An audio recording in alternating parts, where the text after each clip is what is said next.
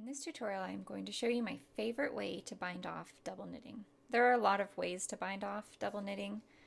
A couple examples, there are grafted bind offs that kind of roll nicely over the top. There are condensed bind offs that all have just kind of different looks. This way is my favorite and I feel like most easiest way to bind off in a fairly normal fashion. Just using the main color. So I've already started it, but basically I just left my contrast color here at the back and I can just cut that and tuck the end in. But what I am doing is using an SSK decrease stitch to combine the loops of my DSP before working a regular bind off. If you were to bind off every stitch and loop that is on the needle, essentially you're going to create a double width at the top of your double knit fabric because you have so many stitches, and not all of the stitches belong to the same side of fabric. So we only have 15 stitches on the fabric, but we have 30 on the needles.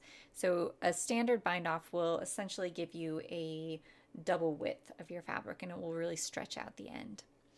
In order to avoid doing that, we have to combine each DSP into one stitch before we bind it off. And I like to do this by using an SSK, slipping this stitch,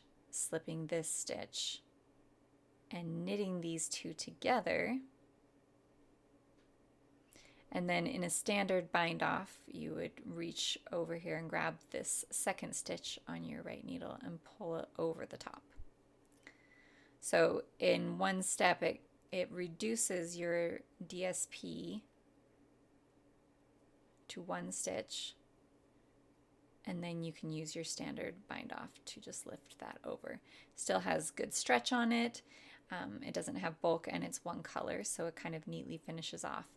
The opposite side of that will show little pearl bumps in the contrast color, but I say that's a price I'm willing to pay for a nice clean bind off.